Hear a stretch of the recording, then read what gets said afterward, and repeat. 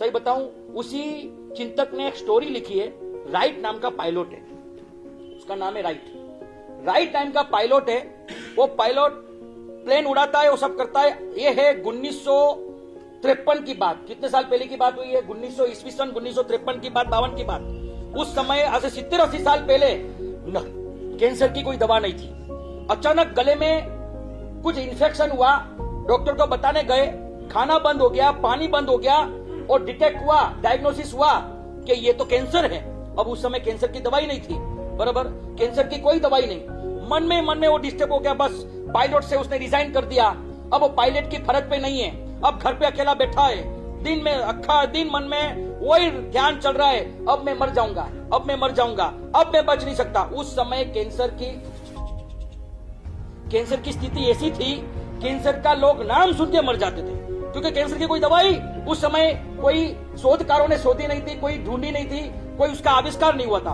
अचानक न्यूज़पेपर के हेडलाइन में एक दवाई का एक न्यूज आया कि कैंसर की दवा मेडिकल साइंटिस्टों ने ढूंढ ली है, और टूंकी समय में, एक थोड़े समय के अंतराल के बाद, उसका परीक्षण करने के बाद सरकार उस पर अप्रूवल देना कि नहीं देना वो सोच में है, विचाराधीन है, और ये दवा बाहर आएगी। अब उसको दवा नॉट फॉर सेल, एक फिजिशियनों को सैंपल के तौर पे वो दवाई दी गई, पर आप नॉट फॉर सेल, उसको बेच नहीं सकते हो आप, उसका परीक्षण चालू है। उसने चारे बाजू तपास करी, जांच करी, ये दवा कहां मिल सकती है, दवा कहां मिल सकती है, अरे भाई दो ना, जो चाहिए पैसा दो, और कहीं से उसने दवा अवेलेबल कर ली। दवाई अवेलेबल करने के बाद वो दवाई लेना शुरू किया।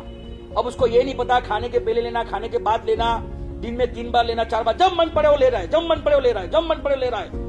1 महीना, 2 महीना, 3 महीने के बाद गले में पानी उतरना शुरू हुआ। 4 महीने के बाद गले से नीचे खाना उतरना शुरू हुआ, पीड़ा में राहत होने लग गई, और लगभग 5-6 महीने के अंतराल में उसका कैंसर गायब हो गया, और वापस एकदम फिट हो गया, वापस जिम बीम करके अपने आप को फिट करके, और वापस क्या किया उसने, ज्वाइनिंग कर ली अपने पायलट की जॉब पे, और पायलट की जॉब पे लग गया, प्लेन उड़ा रहा है।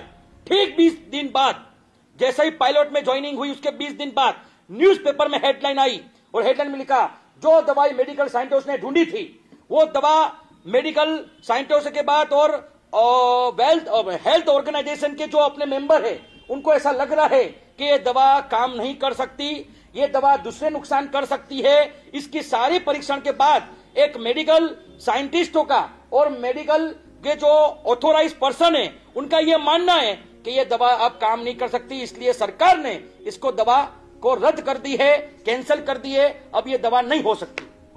यह सुनने के बाद, ये पढ़ने के बाद उसके मन में एक अलग विचार है, तो क्या हुआ, मैंने जो दवाई ली थी उसकी कोई असर मेरी बॉडी पे नहीं हुई, उसका मतलब ये हुआ क्या, ये मिटा ही नहीं मेरा कैंसर। वही सोच में 1 महीना नहीं, 2 महीना नहीं, 3 महीने के बाद वो पायलट मर गया, कैंसर वापस हो गया और वो मर गया। अब मुझे बताओ, उसकी मौत दवाई से हुई, उसकी मौत कैंसर से हुई, उसकी मौत भय से हुई, उसकी मौत मन से हुई? ये सवाल उसने छोड़ दिया है, हमें डिसाइड करना है कि क्या करना है।